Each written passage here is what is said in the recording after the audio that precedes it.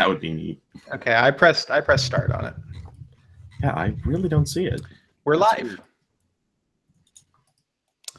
It's weird. Live. All right. See, immediately that's where the chat wants to go. No, Francois, we will not be talking politics this evening because we all value our sanity. Yeah, I don't actually want people to dox me. So that'd be good too. We may be idiots, but we're not stupid. We might not even I be feel like idiots. no matter what we said, we could get doxxed. That's true. No matter what. I don't know why, but for some reason the post never works for me. I never see the post. No Oh, I matter haven't how many stickied times it yet. I stickied it now. That could be it. Now it's stickied.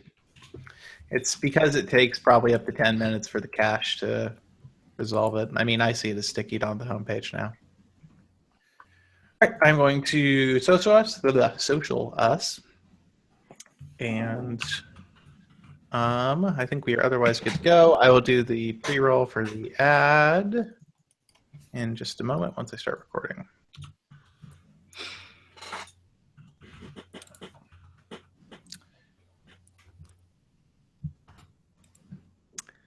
This week's Android Police podcast is brought to you by Linode. Check them out at linode.com/Android Police. Get a free $20 credit to get your server up and running today.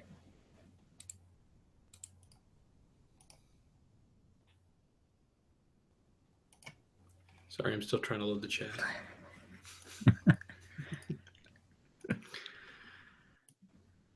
Ninja. All right. Welcome to the Android Police Podcast, your weekly audio source for all things Android. It is Thursday, November 10th, 2016. I'm your host, Matthew Smith. I'm David Reddick. I'm Ryan Whitwam. And I'm Cody Toombs. All right. And yeah. So I'm sorry, we're not going to talk politics on tonight's show. So anybody who's tuning in to hear anyone rant about anything, there's only about 30 million other places you can tune in for that. So There are. we are instead going to talk about Google products and operating systems on this show. That's what we talk about. It is occasionally. Occasionally. All right, so this week we started having some new shipments coming out of the Google Store. If you ordered a Google Home device, a Chromecast Ultra. Yep. I like that name a lot better, actually. The Chromecast It's Ultra. very much more unique. Yep. Daydream Views also shipping out this week. So kind of the bonanza from the October 4th announcements all shipping out this week. Yeah. A lot of stuff. So Google Home is available. Cody has a Google Home. We talked about it last week briefly, but you've actually had it for more time now. Yeah. I didn't really prepare a whole lot to say tonight, but yeah, I'm still using it. Which You let's haven't be honest. completely, Good sign you number haven't one. completely given up on it. Well, good job for Google there.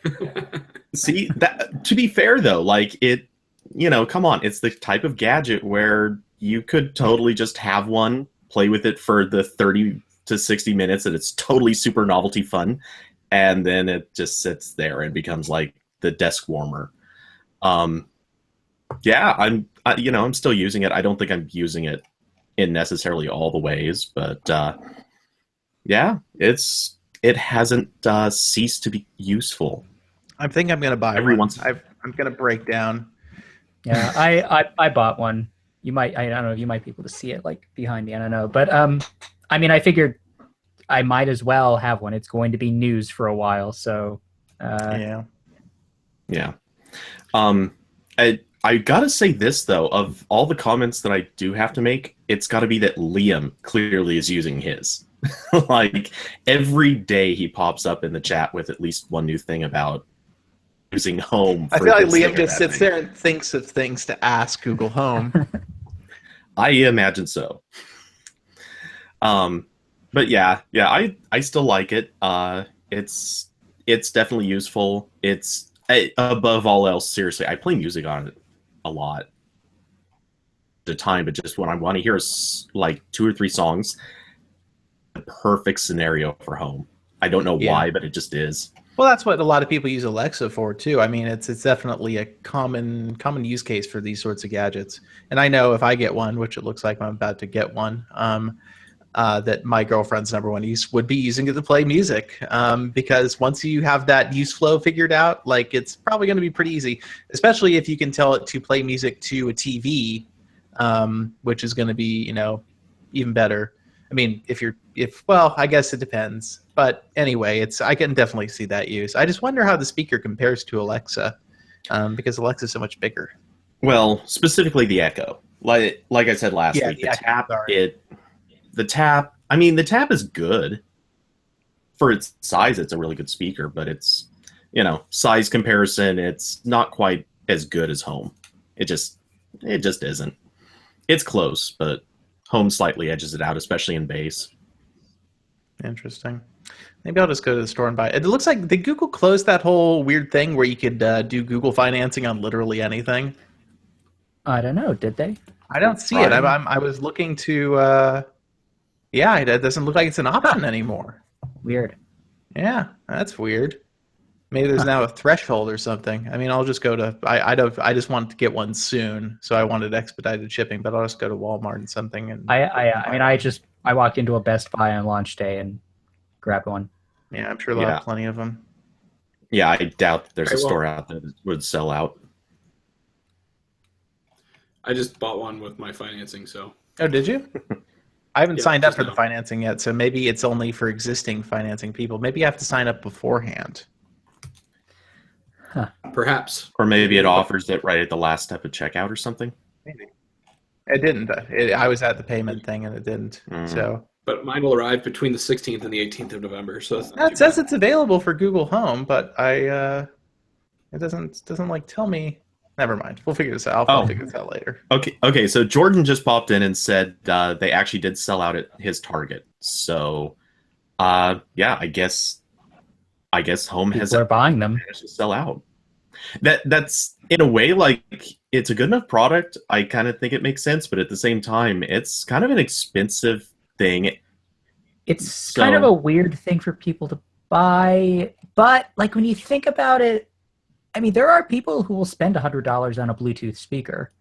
Yeah, and this has sort of a similar use case. There are. I mean, I feel like I could go on Amazon right now and find a dozen Bluetooth speakers that cost more than this. Probably, yeah. Easy. Good. Definitely. So to be fair, most of them probably sound better. I'm guessing it totally depends, but... Yeah, I mean, the speaker at home, I think, is fine. I mean, I have it in my office, which is a fairly small room, and it, I have no complaints. But if you were using it in like a larger space, you might notice it was not quite, up to snuff. Yeah.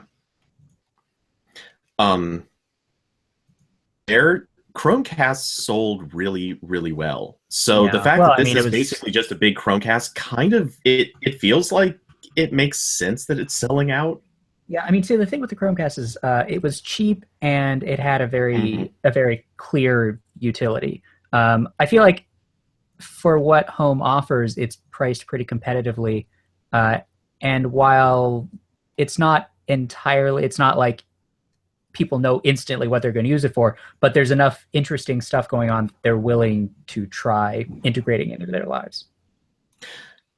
Something you just said kind of, it raised a weird thought in my head. Is it possible that people don't know everything that Google Home does? They only know a little bit of it? Because it feels like it's one of those multifaceted... I feel like I only know a little bit of what it does. Like, it's no, I mean, I kind of do. I do what Liam does sometimes. I just sit there and think, I wonder if it'll do this. I wonder if it'll do that. And a lot of times it's like, sorry, I don't know how to do that yet. And that's like the frustrating thing. It's like, exactly what I want, but it just doesn't exist yet. Yeah. Yeah. Oh yeah, I know. I've asked it to do so many things, and it's like, yeah, I can't do that yet. You know what I wish? I really want to be able to thumbs up songs like while I'm listening to them. If I could just say, hey Google, thumbs up this track, it would be so handy. But it doesn't do it, and it drives me. It's no good. I think you inadvertently just pointed out that Hey Google works just as well as Yes. OK Google on the home device. Was Yeah. the home awake or was it your phone?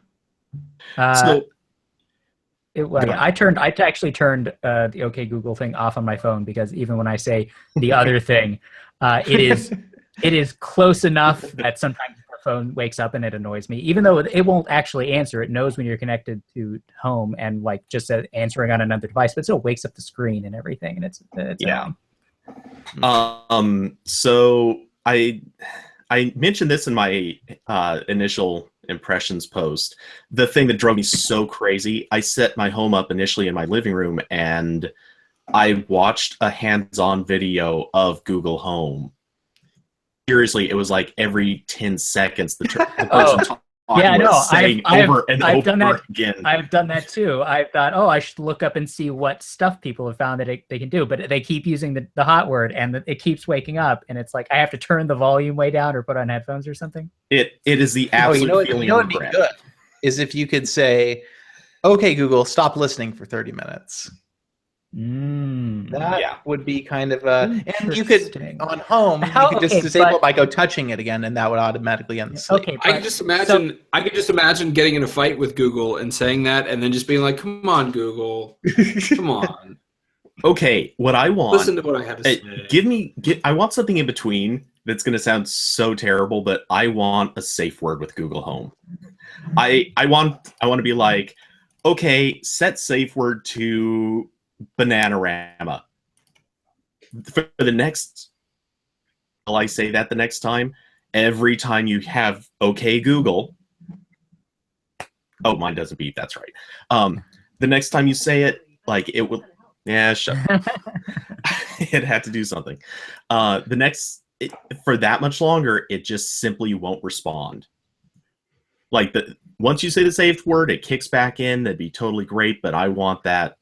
Okay, so that's a good idea too. I like this as well. So other than watching a video about Google Home and hearing the hot word a million times, what is the use case for this that a regular person would want? Okay, here's a good one. You have guests over, people that know you have the thing. They're trying to mess with you. Yes, that. Okay, especially if you have smart home stuff, like a child who figures that out. Oh my God, could you imagine? No, you know what Google Home needs? It needs voice recognition. It needs to know the difference between different people. Yeah, I'm sure that's on their list of things to do somewhere. And they've even talked about it. Like they know that's something they want to do.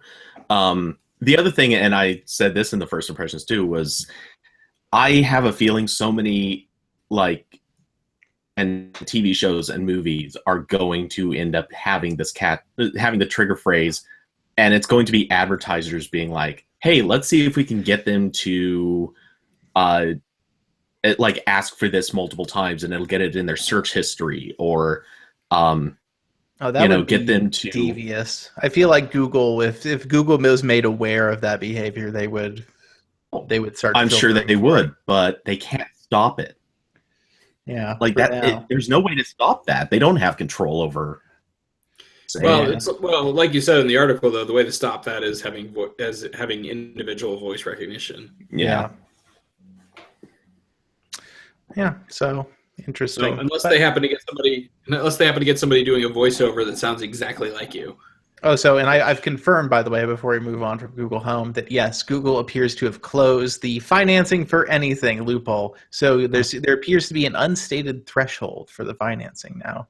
Even though it says all the products are eligible, you can't do it until I added a Pixel to my cart and then the financing option appeared. They're eligible as long as you buy 3 of them. Yeah. Let's see if I do that. If I up that quantity to 3. Well, do the quantity. You just have to get over with. Yes, I can do monthly financing for 3 Google Homes. I mean, who are you, Artem? You have more than 3 rooms in your house, don't you?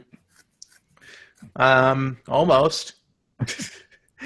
I'm kidding. It's 2 bathrooms, 2 bedrooms, and then the area. So yeah, okay, 5. Everybody I could have Google Homes in the bathroom. Yeah, that's everybody needs Google Home in the bathroom. Oh.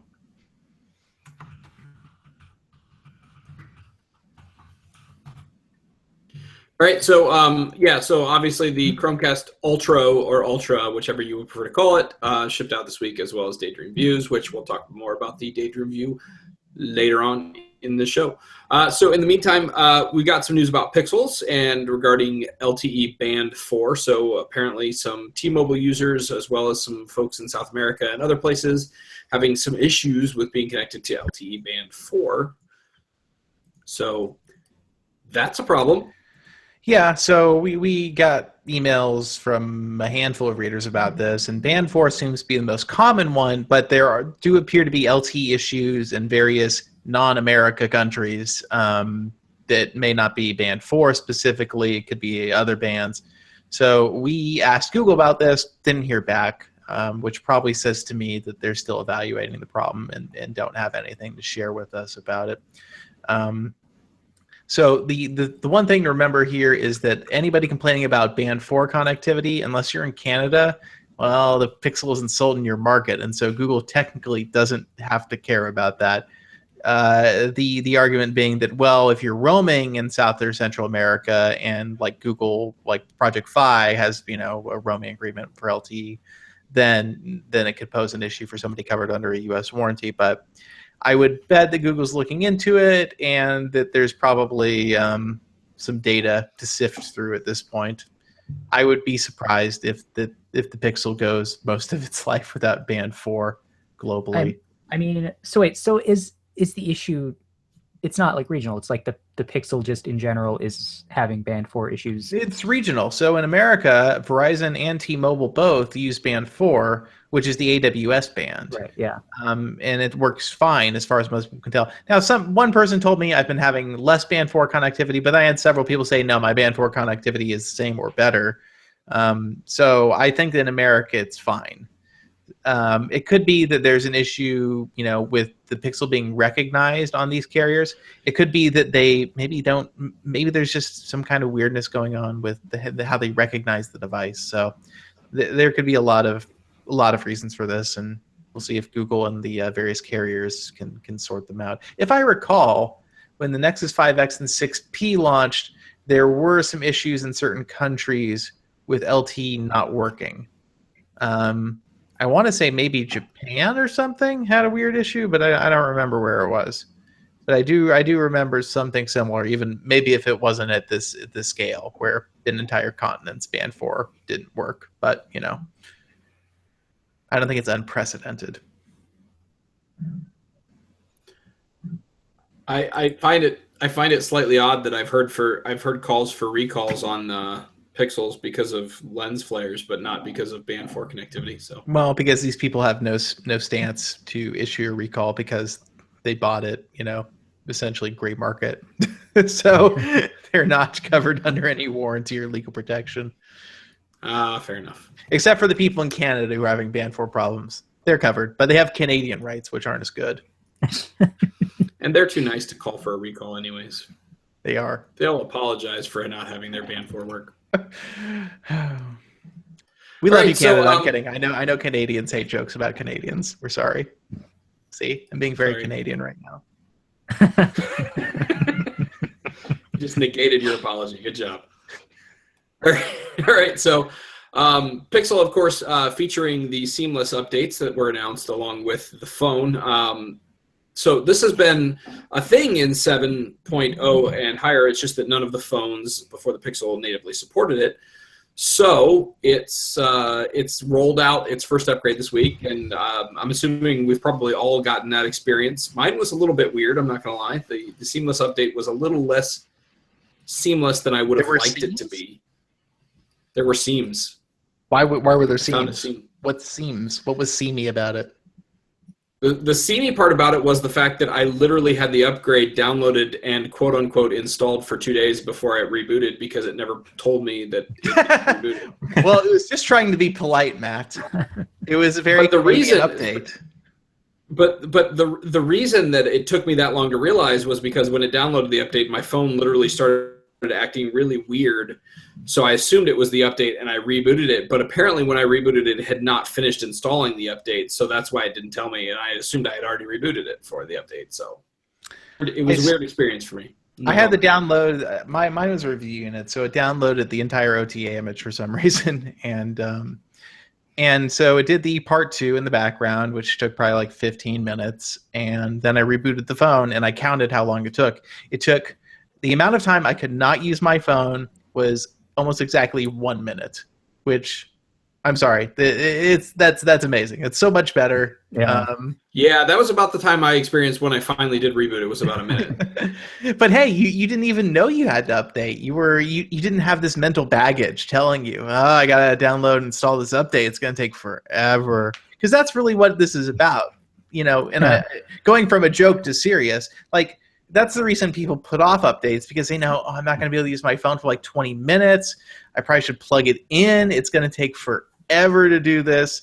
And that's what this resolves. You never have to be anxious or conscious of this process ever again. Yeah, I have an update notification sitting on my Pixel C, and I haven't done it because I don't want to wait. There it is. Yeah, exactly. That's totally what it is. Everybody hates it. Even a security update takes forever if you're not on it. They like this. The monthly security patches that they started doing, like, really, I think, had to be the impetus for making this a thing. I agree. Oh yeah, because definitely. every month people are getting these updates, and it just gets more and more frustrating. Otherwise, you're going to end up with a Windows situation where nobody accepts the updates anymore because there's just too many of them. All right, so next we're going to move on to RCS. The story came up last week. There were some folks disappointed we didn't talk about it on the show, so we're going to talk about it this week. Sprint and Google have announced their glorious RCS partnership that's going to change the world, except for probably not. So I think we're going to talk about the probably not here tonight. Well, so Google has been a huge RCS proponent since they bought Jibe. Jibe was the company that came up with essentially the global universal RCS profile, which is to say basically a language for RCS systems to talk to each other in a way that was interoperable. And so Google bought them, and the Jibe people have been working with the GSMA for a long time. And GSMA announced middle of last month that, officially Jibe's universal RCS profile is going to be the basis of the universal GSMA RCS profile. And so if they used Jibe, you were GMS universal compatible. And the companies that have signed on to that in America that you would recognize, there have been about, I don't know, like 50 to 60 operators worldwide that have signed on to this. Verizon, Sprint, and T-Mobile all signed on to the Universal Profile Initiative, which is part of the GSMA Network 2020 Vision Initiative, which is to say, by 2020, we hope everybody does this. And hope is really the key word there. So Google and Sprint basically decided, okay, we're going to initiate the Jibe RCS protocol right now, and that's what Sprint's going to use. And you're probably saying, oh, hey, I think T-Mobile has advanced messaging or RCS, and I think AT&T maybe has it too. So that means 3 out of 4 carriers in America are already using RCS, right? And the answer is yes, but not in a way that matters necessarily. So Sprint's new RCS can't talk to T-Mobile's. It can't talk to AT&T's. AT&T's can't talk to T-Mobile's. T-Mobile's can't talk to Sprint's. None of them can talk to each other. They are all, for all intents and purposes, essentially proprietary, even if Sprint's standard is the, quote, universal profile. No carrier has announced plans for interoperability. AT&T, who have deployed their RCS system in their advanced messaging, aren't even a signatory on the Universal Profile Initiative. They don't want to be a part of it at this point. I would bet eventually they will. So right now it's a mess, essentially. Now, if you're on Sprint and all of your friends are on Sprint and you want to use RCS, you can go do that now, theoretically, if your phone's supported. And that actually is a thing. Your phone has to, I think, support the profile. And right now on AT&T and T-Mobile, that is exclusively Samsung and LG phones. So if you take your Pixel to AT&T, it won't work with AT&T RCS. If you take your Pixel to T-Mobile, it won't work with T-Mobile RCS. There are hardware restrictions right now. So RCS is still very, very, very fragmented. And in the meantime, for every year or every 6 months that RCS takes to defragment, Third-party messaging services gain more and more momentum. iMessage cements itself more as the choice of people on iOS forever and ever and ever. As long as Apple keeps selling iPhones, they will never convert to RCS. Apple has zero incentive to do that. There's no reason for them to until RCS literally overpowers them by becoming a majority of the market, which it's not clear it will ever do. And meanwhile, Verizon, who is a signatory on the RCS profile kind of alliance, well, they don't have any RCS technology. They've never implemented it, and they have their own proprietary messaging platform that's completely IP based. So Verizon's like, we got our own thing going for now. We'll get with that at some point. So if in 2 to 3 years, maybe everybody does RCS and maybe RCS works for everybody, maybe we'll all be using WhatsApp by then. I don't know. It just seems like we're going to have to wait too long for this to matter, at least in my opinion. Well, I think one thing's probably going to happen in, let's call it Android 7.2 or 8.0, or make up whatever jumble you want. I have a feeling RCS is going to be just baked right in. They'll have support in the OS, and at that stage, every single device that comes out is going to have the support. So for the universal profile, yeah, not for T-Mobile and AT&T special sauce versions. I wouldn't be surprised if there's maybe a little bit of crossover support somehow, like just a friendly wedge that kind of makes it all work. But come on, at some stage, everybody eventually falls in line because it's harder not to. The work's been done for them. The cost of doing something wrong is actually higher than doing something right. I mean, I get that, but what also worries me is that one of the highest priorities of the RCS group at the GSMA is mobile or e-commerce integration into RCS. That's what they're really excited about. We want to get ads in your messaging. Well, which I'm sure people will ads that you can buy directly from. Exactly. So yeah, we want to get those affiliate links in there. We want to make sure that we're monetizing this. That's what carriers want, because in America, at least, carriers let the cat out of the bag with SMS. When they decided that data was the moneymaker, they said, screw it. SMS is free. I don't care about SMS. Can't monetize it easily anymore. Because, even though a lot of people use it, a lot of people are migrating to other services. And the more we charge for it, the more likely they will stop using SMS. So they tried to stem the bleeding by making it free. Now with RCS, they feel like, we get the foot back in the door and we can start making money on this again. Because it's much easier to monetize a system that allows for advanced multimedia and e-commerce integration than it is simple text messaging. But yeah, I'm very hesitant to see if carriers do things to make people actively hate RCS. So, fun fact, my own research, red receipts were in the RCS spec right from the start was for that exact reason. They wanted to make sure that that anything that was sent to somebody, especially if it was ads, would track back and they'd be able to get view counts. God, it's despicable and useful. Exactly. All in one. So I don't know. I think that the other interesting thing is outside of America, if you're in America, SMS is still probably in some respect a part of your life, even if you're an iOS user, because people who don't have iPhones use SMS. The rest of the world, I don't really care about SMS anymore. They were kind of over that 2 or 3 years ago, and the usage has fallen off incredibly fast. So RCS outside of the United States seems to have a far worse chance of catching on ever, especially in areas where SMS is still heavily monetized by message allowances or per message fees. Whereas in the US, we've made it free and everybody expects it to be free. It's not the case in the rest of the world. So in the US, RCS has the best chance it could possibly have to catch on, and I still don't think that chance is amazing. I think a lot of that might depend on what markets, though, because when you're talking about emerging markets like India, I mean, they're so deeply entrenched with WhatsApp. Um, but if you're looking at more towards Africa, they're still building out so much infrastructure and actually catch on very well there once they have the infrastructure in. I could kind of maybe see it picking up in Japan and maybe one or two other Asian countries. Europe, I don't. There's no reason for Europe to pick it up. Yeah. So, but that's RCS, and I'm sure we'll see Google try to make news of this increasingly in the next year, and we'll see what happens in terms of interoperability.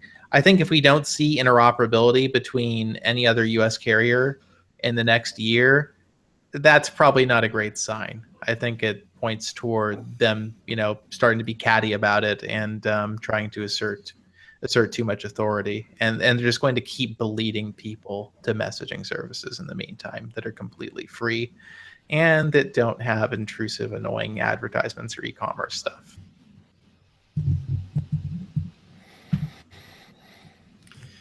All right, so moving on to Android compatibility. So the new CDD, or Android compatibility definition document, was released, I believe, actually late last month. But it's very, very, very thick, very, very full of technical jargon, and very, very full of very small changes that change everything in just a few words.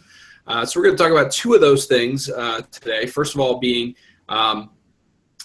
apparently Google is making an all-out case against Qualcomm Quick Charge. Android's new CDD says that OEMs should stop screwing around with USB-C charging standards, and just kind of go with the USB standards as they are.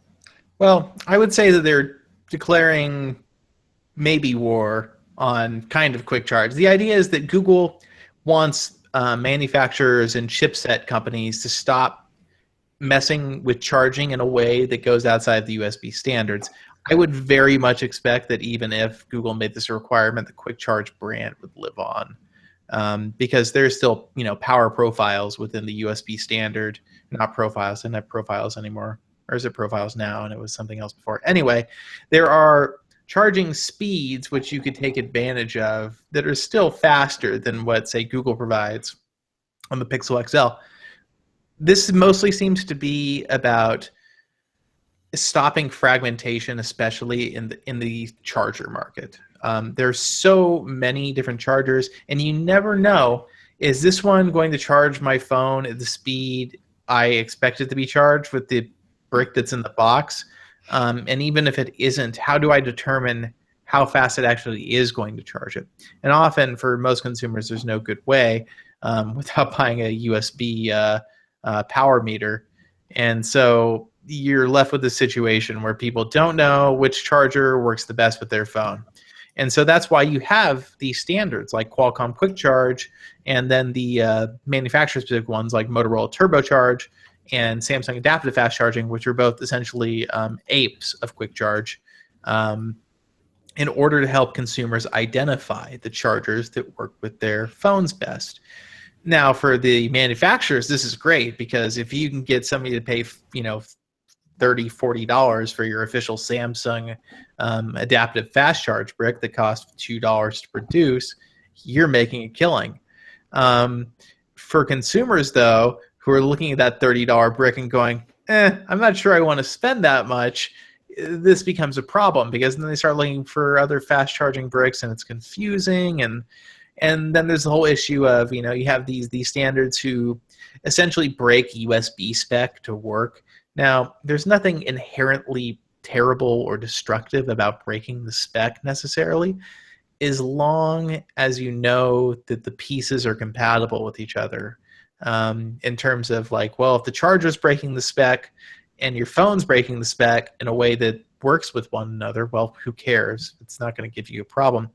I think Google's concern is that you're getting chargers out there that, especially with devices that are more standardized, maybe chargers are doing things that could, in some rare circumstances, especially as USB-C takes off and we have identical connectors end to end, and people can start plugging stuff in really weird ways, that maybe Google wants to try to make sure that if your phone plugs into a charger, or if you plug in two phones to one another, that nothing's bad's gonna happen. I think safety is probably one of the lesser concerns, but this is Google doing something that honestly makes sense. The USB power delivery standard has had such a hard time catching on in the consumer space.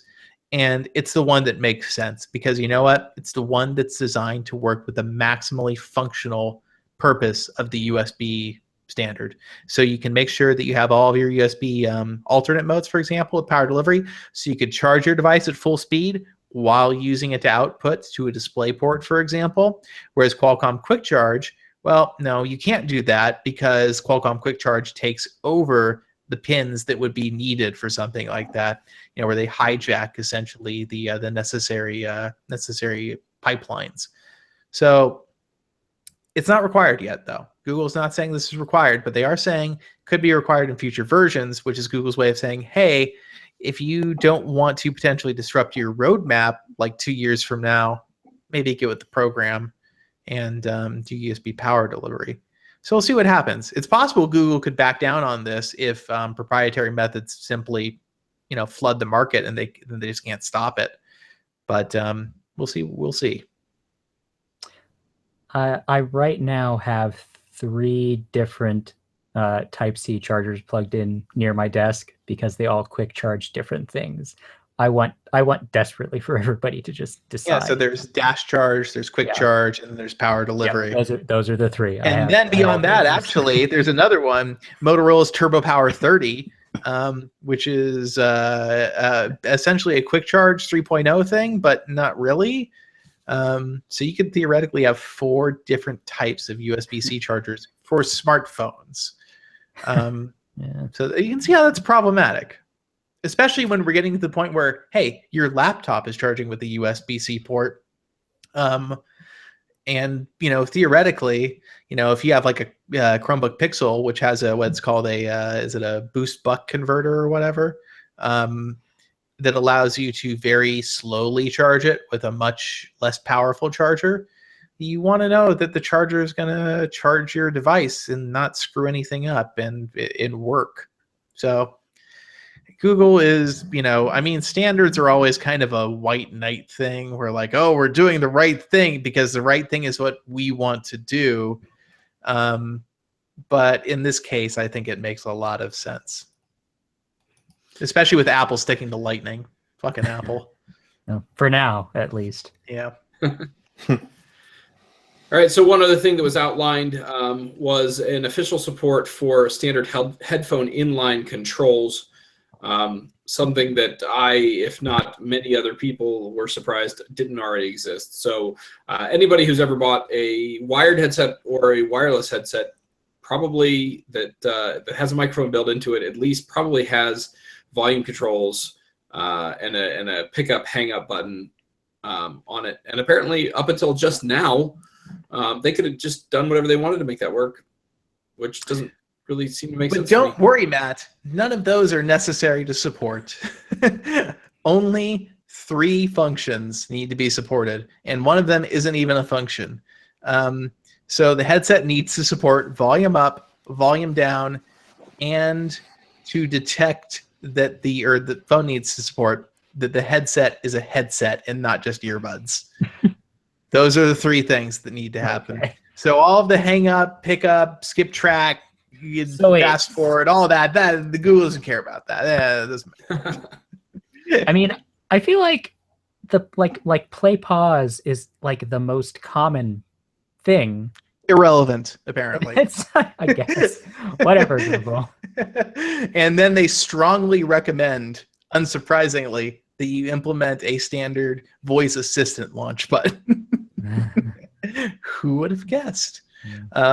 So I actually have one pair of earphones that adhere to the standard. They're the B&O ones that come with the V20, and they work with the V20 and the Pixels just perfectly. Which, interesting. Maybe they had an inside line on what the standard would be. Or they didn't have an inside line. Who am I? I'm a complete idiot. Google had published these standards for like the last 3 years. It's just that nobody bothered to use them. Maybe they knew that Google was going to make them a requirement going forward with 7.0. So you should hopefully see, especially as Apple has killed the headphone jack, an ecosystem of Android-compatible headphones that have volume keys and maybe a voice key. And that'll be it. No phone controls, no track controls. All right, then. All right, we got some rumor roundup stuff, all basically Samsung stuff this week. So we've been hearing about Samsung possibly doing a folding display on a phone, bringing back the flip phone in a new and inventive way. And we had some patent filings that came through this week that might have laid out their plan for that a little bit. I mean, it looks like the Lenovo foldable phone concept, but more refined in the sense that it's a gray slab. It's got a Surface Book kind of vibe. It does. It does. I am not really confident that anything like this will exist in the near future.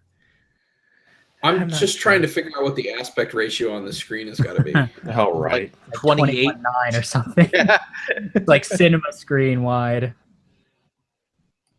Yeah, but I mean, it's Or all the bezels. Yeah, all the bezels. They might go. They might go for double HD. They might go for 32:9. I mean, if any company can come up with like a screen that folds and doesn't look terrible, I would believe it's Samsung, because their AMOLED technology is just better than everybody else's. But I mean, I don't know. Like, if there's any sort of disruption in like the way the screen looks where it folds, I would never be able to get used to that. Yeah, that's the when I went to Lenovo's press conference when they demoed their foldable phone concept, that was sort of the concern. Like, listen, yeah, we can build it, but the issue is, hey, if you open this thing like 100 times a day, that's sort of the hard part or whatever. To keep it working. Every single flip phone that I owned, the hinge eventually broke or got somehow wonky. And I mean, that's not a concern with like a phone that's just a slab. I mean, and then you also you have to deal with like the mechanical aspects of the phone moving, and then also like the screen technology has to hold up for however many folds. I just think that this is an accident waiting to happen. I think that we'll see them probably launch this in Korea only if they do a consumer product release, because people there will be much more forgiving. I think it's worth pursuing because there's interesting things you can do, but I think that unfolded, the aspect ratio of the screen makes no goddamn sense. Like, it's completely pointless. I understand why they do it that way, because if the phone's too wide, it's unwieldy.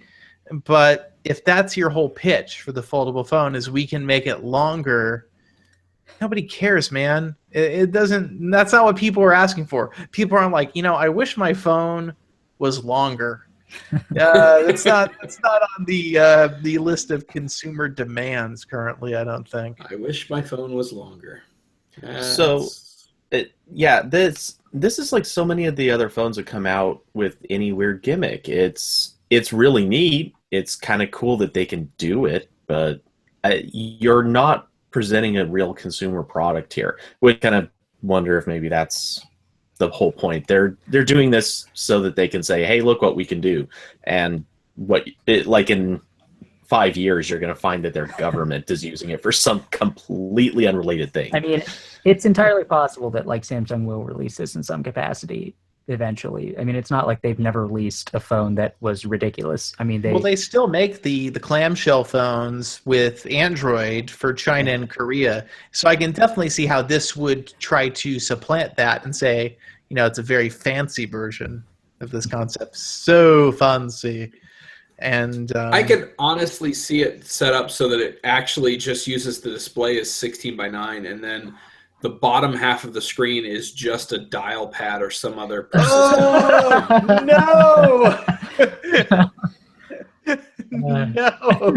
By the way, unacceptable. I've T9 seen a Windows T9 is coming mobile back. phone It's coming back. Oh man. T9, yes. See, I liked Lenovo's concept of like the what they had, or I didn't like it as much as I was more intrigued by it. The idea was that you would fold it backward so that essentially you had a normal sized smartphone with screens on both sides, front and back, but if you unfolded it, then you had a tablet. And that made more sense to me because it's like, oh, hey, you have a smartphone, but then you unfold and you have a tablet, which is kind of what they're doing on Westworld right now with the unfoldable phones. And that to me makes way more sense because, hey, if you want to, for example, if you want to update your spreadsheet for work and you want to unfold your phone, to open up to a tablet to get that done, yeah, that's totally understandable. I can see why you would want that. A phone that you can fold up into a clamshell in your pocket for reasons, not so much. Not quite digging that yet. Maybe Samsung has yet to show us the huge killer feature that is going to make this form factor work. Let's just keep in mind. Let's just keep in mind that Samsung is the company that made massive displays and curved displays work in popular fashion. So they did. That's very true. And I They totally have a way made fun with of displays. I totally made fun of the Galaxy S6 Edge when it came out because it was a nightmare to hold. The curve was too deep, but Samsung iterated and they didn't completely fix it, but they made it a lot better. And people still seem to prefer the Edge version to the flat versions. For what it's worth, I think they're insane. But Yeah. I got to say, I can tell you right now what the killer of the super long phone is. The game of Snake. The world's biggest game of Snake. Or no, Or Pong. Tetris. We could also do Pong. Tetris. Yeah, actually, Tetris would be on easy mode. badass. You just get more rows before you lose.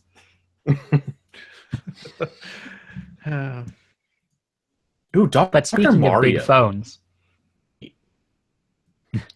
That was a segue. yeah, thanks for ruining it. Sorry. Yeah. So, of course, we've got some other rumors coming around about the Galaxy S8, which is not expected to be foldable, but apparently is going to be coming in two rather large sizes. Apparently, a 5.7 version and a 6.2 bezel-less version. So, those are coming. Yeah, that doesn't seem like a good idea. I mean, I feel like a lot of people don't. I mean, a lot of people aren't comfortable with the phone that big, especially if it has curved edges, because those are harder to hold. Yeah, I am uncertain what to make of any of this right now. I feel like Samsung internally right now is kind of in. We need a groundbreaking idea that completely makes people forget about in panic fire mode right now. Yeah. So I kind of wonder if they're just kind of going like, what's the craziest idea we've got? And I don't know. We'll see. If it's bezel-less like the Mi Mix with the camera on the bottom, which I hope it isn't, because it sounds like, so the rumor says that the 6.2-inch version will have virtual nav. Which, of course, I will assume Samsung will switch the multitask and the back keys, and the home button will be a big, fat, squircle rectangle thing. Or maybe they'll just do what LG did and allow you to customize your. That'd be nice, your too. software keys. But so if they use on-screen nav, where are they gonna put the fingerprint sensor? Oh, yeah. Oh, you know what? Maybe they finally perfected that thing with the in-screen fingerprint, but I doubt it. I don't think they have. Impressive. Maybe they could do that just like just in like this, just where the home button is, and like just like maybe in that tiny little space they could make that work. Maybe that if they did that, it would be pretty cool. It would also totally show up the Mi Mix. Like it would be everybody would immediately forget about that phone. MIUI, what? So yeah, we'll see what happens. I mean, So the S6 and S7 were, the S7 was essentially an iteration on the S6, but I think the S7 was a pretty big iteration, even if visually it wasn't a big iteration. The internals, features, ergonomics, and everything were overhauled. It made a large number of subtle changes that added up to a very much improved device. And so I wonder with the S8, if the whole thing is going to be mostly design. Granted, I'm assuming we'll see a new Qualcomm chipset announced before the end of the year. So I'm not sure. Maybe that's this. Maybe this. There was a rumor that this was going to be delayed until April-ish. That had gone around recently. I think Bloomberg, maybe it was Bloomberg. I forget who published it, but somebody was saying that it's going to be delayed till April, and many websites covered it. I have to admit, I do not follow the next generation Samsung rumors very closely because there just seems to be a smorgasbord. I imagine that somewhere in a Samsung boardroom, they're thinking, "How long do you think it'll take for people to forget?" April. That's how long it'll take. Yeah, I mean, if they're doing something really ambitious, I could see the reason for a delay where plans change, and so that schedules need to be accommodated. I will be very curious to see what they do, because I mean, Samsung knows that they need to do something that gets people's minds off of the whole boom boom explodey time thing. Boom boom explodey time. All right, time for a word from our sponsor, David. It is.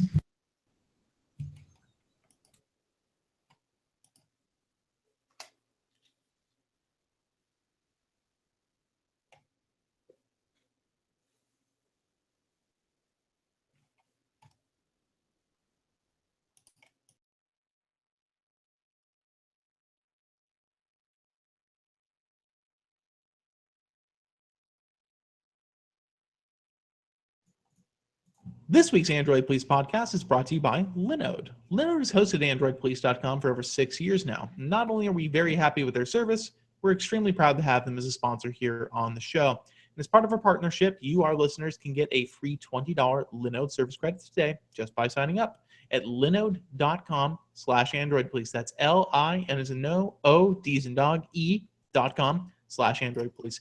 That is a no strings attached $20 service credit that you can use today to get a server up and running. Now, what do you get for $20? Well, you could get 2 months of service on Linode's base tier, which gets you a server with 2 gigs of RAM, 1 CPU core, 24 gigs of storage, 2 terabytes of transfer capacity, 40 gigs per second communication inside the network, and 125 megabits per second out.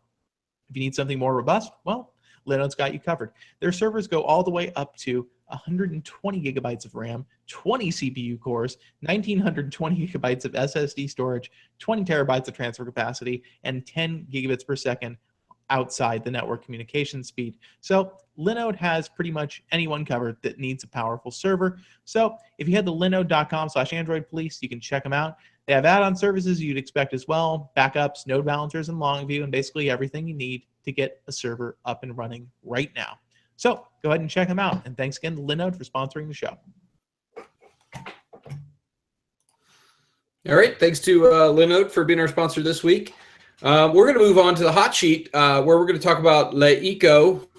Did I say it right that time, David? You did. Leiko. Just in time for them not to exist anymore.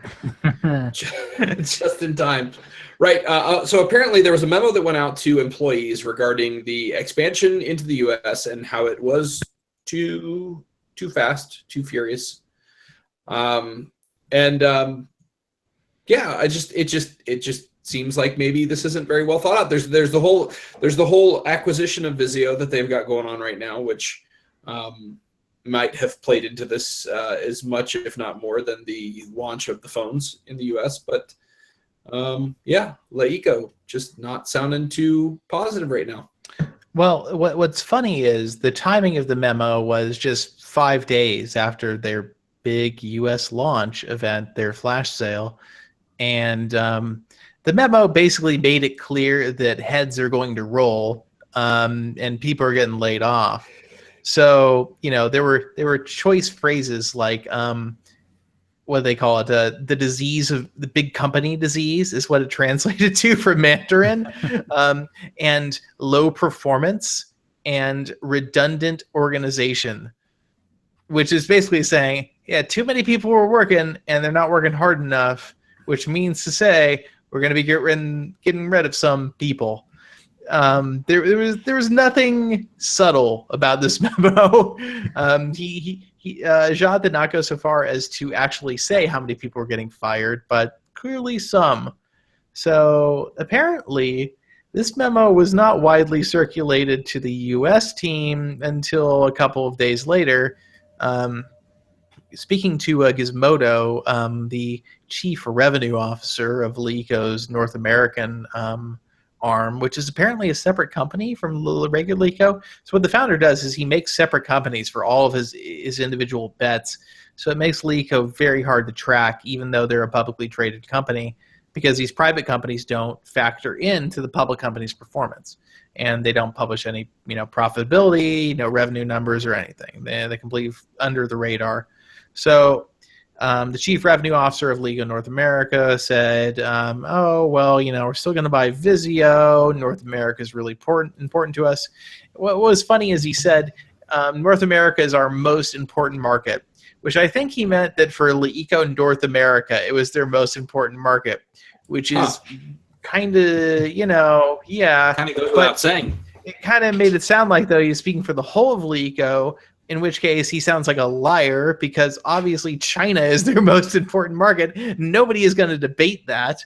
So apparently outside of China, India, and the United States, I would not be surprised if they start pulling out of countries. That's what they said. Their focus is India, US, and China.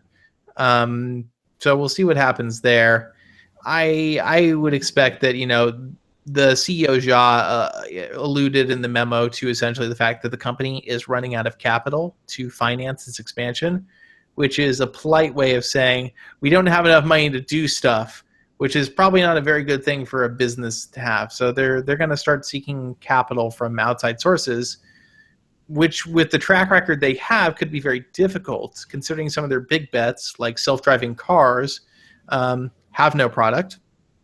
Their smartphone ambitions in the U.S. Probably didn't go as well as they hoped.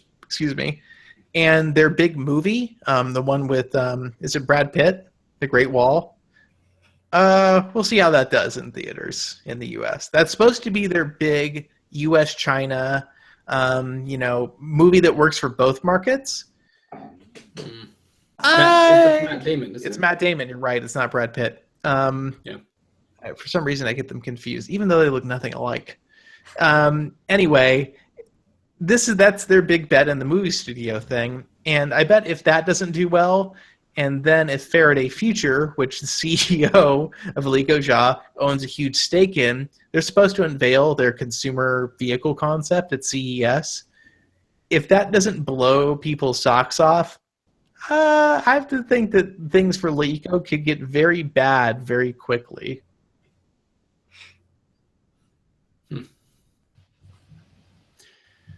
All right. Well, we also had a little bit of news out of Lenovo this week. Speaking of phones selling in the China market, apparently Lenovo, who of course is the owner of the Moto brand these days, has just decided that Lenovo phones are not going to happen anymore, and they're all going to be Moto phones, and that is seriously going to put question on the value of the Moto brand, I'd have to think. Well, it's certainly not going to be great for the Moto brand in the end. Really done that great at supporting their phones, so I don't know that I'd really bet on that playing out well. Seems like a rash decision. Yeah, they're just releasing that Tango phone. That's a Lenovo fab device. I don't know. It seems like, the Lenovo brand might not mean as much in the US for mobile devices, but it means a lot in Asia. but their market share they're shrinking, and fairly quickly. So I think they're starting to panic. Huawei and Vivo and Oppo are kicking, their butts essentially. So they're starting to worry. Okay, but is adopting the Moto name in China going to do anything for them? Yeah, it's a good question. I think back in the day, Motorola did have a pretty good China presence, and by back in the day, I mean like mid-aughts. The Razor, yeah. back when. Yeah, and that was Motorola very popular there. But I wonder if, I don't know if, consumer awareness of Moto in China is still at that level. I don't have any insight into the subject. Yeah, I just, this feels like one of those decisions that it was made out of we need to make a decision. Let's just, all right, everyone spitball, come up with something. Everyone probably just stared blankly, and someone finally said, how about we just throw out the Lenovo name entirely? We'll just go all Moto. And they're like, hey, no one's got anything else. I mean, and this is after they said we're going to stop using Motorola as like a brand name. So now they've ditched most of the word. Everything's Moto, and they're like, okay, and now we're just going to use that. It just seems like they don't really know where they're going with the branding. Yeah, and that comes this all comes like a week after they announced the kind of crappy Moto Z sales.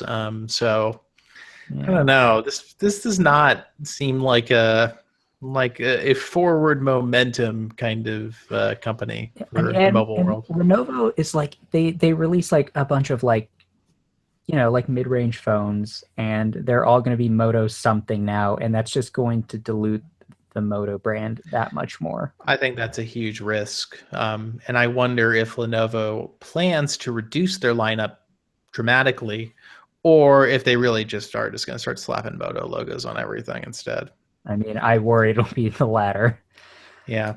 I mean, considering how bad they're doing, I would hope they're at least, entertaining the possibility of very much changing their strategy. But I feel like they still have like 21 lines they can do just based on the Moto followed by letter branding. Roughly. What they need is to bring back the Moto X and like give people what they actually want. Like, people don't want a Moto Z where they can buy a $300 projector for their phone. They want like a pretty good unlocked Moto X that is a cohesive device. But Ryan, it has to work with the Moto mods. They have to be able to sell the Moto mods. Look, they can just keep making a Moto Z every year, and nobody will care for obvious reasons. And then they can actually maybe sell some Moto X's. That's a novel idea. Yeah. Who knows? Maybe out of the blue they'll turn the Tango phone into a moneymaker. I mean, yeah, I'm laughing inside as I say it, but crying a little too. I mean, Tango might be a thing on phones. I don't think this first one's going to be. No, I have to say I do not enjoy watching what's going on with Motorola under Lenovo. It's definitely it feels like we're essentially just losing a competitor in the business. Motorola's only competitive play remains, I think, at this point, the G line. I think they still do a good job with it. Yeah, but beyond that. Okay, the price of these like $400 phones is sort of like ratcheting down. Like you're seeing more phones that are priced like around $300 that are pretty good, and if Moto Gs continue to sell at like between $200 and $300, they're going to get crowded out eventually. They will, no doubt about it. Yeah, they're definitely they're already underspec'd for the money. It's just that you get the good software experience and the optimization that tend to counterbalance that. And the battery size has been pretty good lately too. So, Yep. All right, it's time to move on to product reviews. The Daydream View with David Ruddick. It's here. You've gotten a chance to fool around with it. It has revolutionized mobile VR to the extent of, not much. It's improved it a little bit, and that's really all the more we could say. Yeah. I don't have a Daydream View in front of me, but I do have this Alcatel VR box, which can serve as a stand-in, I guess. Do you have a shoe? I don't, unfortunately. That would actually be a better stand-in. So, having used it, I've used Gear VR pretty extensively. I've used Cardboard occasionally because that's what Cardboard is, an occasional thing. And I've used Alcatel's VR. I've used Vive. I've used Oculus and Oculus Touch. Granted, not nearly as much as people who are super into VR. I understand that. Daydream, after they added a good probably, I don't know, 12 to 20 more apps this morning that weren't available when I was testing. And I haven't had a chance to look at those yet. What I would say is this. First, to me, in VR, field of view is numero uno. Maximizing field of view maximizes immersion, and Daydream View's field of view is pretty mediocre. It's not bad. It's just very normal. So it's like 90 degrees, I think, which is where I think the most recent Cardboard is slightly better than that. So that's a little bit sad. But it's designed to work with a 5-inch phone. You have to remember that. So they had to space the lenses and use the lenses that were going to work well and provide a decent experience with a phone of that size. So I would say that the remote is definitely the thing that stands out. It's Bluetooth based, which is to say that and possibly always, it's a little wonky. When it works well, it's amazing. It's so much better than like a gamepad or trying to do things just with a single button or Gear VR's weird like temple, navigation controls. And it can make interaction more meaningful in VR, as much as I hate that word. It makes you feel more like you're there and you're interacting with stuff. It's kind of like a virtual laser pointer is how I describe it. A cursor probably doesn't do it enough justice. It's more like you're able to point and decide how to interact. And so you get more immersion from that. But at the same time, the content that's available so far is like, okay, you can go to YouTube. And there's tons of 360 video on YouTube because YouTube's been pushing this a lot, and a lot of videographers are very interested in it. The problem is a whole bunch of it is recorded natively in 1080p, which looks like butt on a 1440p screen 2 inches from your face. It just doesn't look good. So I was watching a video that Google was promoting on the Daydream launcher, this like cooking video. And I was like, oh, that's something I would watch. I love to watch cooking shows. Who doesn't like to watch people make delicious food? And so, it opens up and I immediately wonder, oh, is the quality set the highest? It doesn't seem like it. No, it was. And so everything's just kind of a blur, and like people's faces aren't visible unless the camera's like 3 feet away from them, and it just wasn't enjoyable. And this is such a common thing. And then the other problem is videos that are 360 degree shot by people that with no regard to motion sickness being an issue. Because it very much becomes one with certain experiences. Like if you're like doing it like an extreme off-road mountain biking 360 video, oh my God. No, your inner ears just revolt at that point. They're just not going to be able to handle that. There are some really great 360 video experiences. The ones that are shot natively in 4K really are so much better because they can play back natively in 1440p, and the source capture is of a much finer quality. So it just feels a lot more real. At the same time, I've seen 6K downscaled video and on Gear VR, which has a wider field of view, and they have this whole thing where they kind of they intelligently downscale the peripheral of your vision of the video and make it ultra high res where you're focusing, and it looks so much better than anything you can see on YouTube VR right now. So that whole part of it is kind of whatever. People say, oh, well, I want to watch movies on an airplane with Daydream, which I guess you can do. I still don't personally find much enjoyment in watching non-360 video in a VR experience because you have the screen door effect, and it's just, you have this thing on your head. It has mass. It's pulling on your neck. and it's just not very comfortable, even as comfortable as the Daydream View is. Comfortability wise, how does it compare to like the Gear VR? It's lighter. I think they say it's about 30% lighter than Gear VR. So it's definitely noticeably lighter. And I love the design of Daydream View. I think it's a beautiful, beautiful object, even if it does kind of look like a shoe. It's just kind of Google having that kind of they don't really care that it looks a little funny. It's elegant. It just feels right, and it's so soft, which makes you kind of be more inclined to wear it. So there's that. And then as far as gaming, which to me remains kind of the big VR draw potentially, there were 3 games available for me to test when I was using it, and they were all like, one of them was $6, and I'm like, okay, so this is going to be probably pretty good, right? Because it's a mobile game. Granted, it's in VR. No, it was after like the first 3 levels, I was like, I never want to play this again.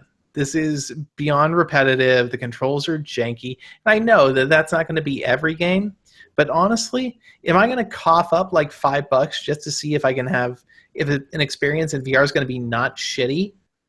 No, nobody wants to do that. And there are free experiences that are interesting. The Guardian has a really cool app, actually, that one of them is like a 3D exploration tour of London's underground tunnels with narration as you go through. The graphics are pretty mediocre, but the narration is interesting, and the sense of immersion you get from it is very cool. There's also another one they have that's much more morbid, where you're placed in a solitary confinement cell in a U.S. prison and listen about all the horrible things that solitary confinement does to people. And it's a little uncomfortable, but in a way that you can tell that you're kind of getting into it in a way that a video would never get you there. So Google Daydream VR, to put it shortly, still has all the potential of VR with a better control scheme, but still lacks the compelling, revisitable content that I think hurts mobile VR at this point. And for $80, I wouldn't spend it. I don't think you're going to get that back in terms of entertainment and enjoyment, at least not for many months. Over time we may see more apps, but a good handful of the ones that were available to me were total throwaways. This weren't even worth your time. So yeah. What's the Gear VR selling for these days? Is it still 100? I don't know. I think it might be less if you buy it from certain retailers. And the Gear VR, for the record, has a 101 degree effective field of view. But I think that was with the Note 7. I think with the S7 Edge, it's like 97 or 98. So it's a wider field of view. And the Oculus Store on Gear VR has a ton more content. Granted, 90% of it is awful, but 10% of it is still like probably 20 times more than what the Google VR store has right now for Daydream. Right. I don't know. I've said it a million times, I'm still looking forward to watching movies on a plane with my phone. I mean, you can do that without a VR headset. Well, yeah, but the beauty is shutting everything else out. I see. You can watch like inappropriate adult videos on a plane without everybody staring at you. Yes, absolutely. It's a self-serving purpose though, because you're going to want to shut everybody out when you're wearing that thing because you don't want to see what other people are saying. No, I'm flying to New York next week, and I am absolutely going to take it with me. I'm going to download a couple movies on Play Movies because the Google.